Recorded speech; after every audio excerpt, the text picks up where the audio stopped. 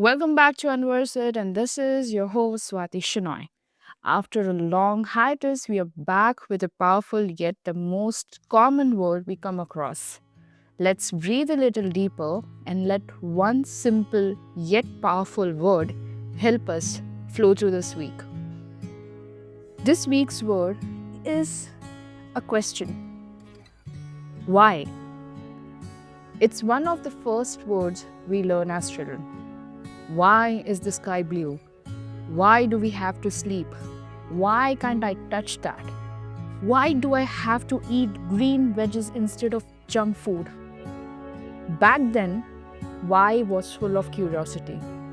It was innocent, open, curious. But somewhere along the line, why changed. As adults, why often comes with heaviness. Why did this happen to me? Why am I still here? Why am I not further ahead? Why does this feel so hard? We carry these questions quietly, sometimes for years. We don't even realize how often we are asking them in our thoughts, in our silence, in our late nights. The word why over the period becomes exhausting. Sometimes, why helps us understand. It helps us reflect, learn, grow. But sometimes, why traps us. We replay moments, conversations, decisions, hoping that if we understand why, the pain will make sense, that it will soften, that it will disappear. But not every why has an answer, and not every answer brings peace. Some experiences aren't meant to be explained, they are meant to be felt, lived through, and slowly released. Here's something gentle to remember. You don't need to interrogate your life to honor it. You don't need to solve every question to move forward. You don't need to understand everything to heal. Sometimes the most compassionate thing you can do is to stop asking why and think, what do I need today? What feels supportive right now?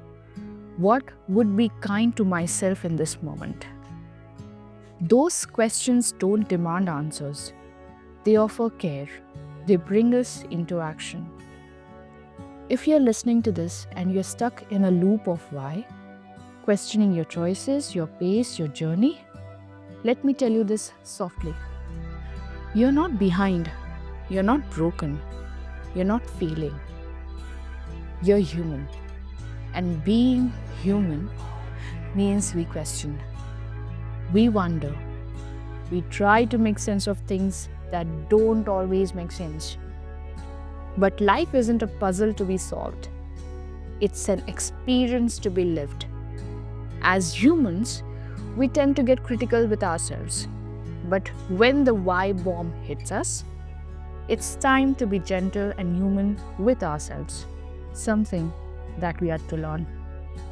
Maybe today, instead of asking why is this happening, you try asking how can I be gentler with myself right now.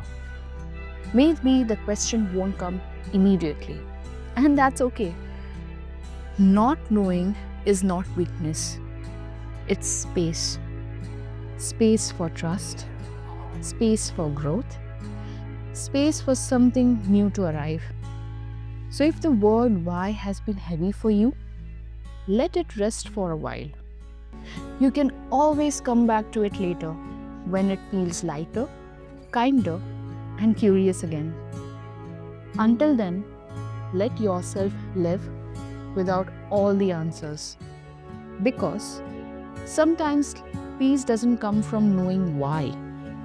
It comes from allowing yourself to keep going anyway.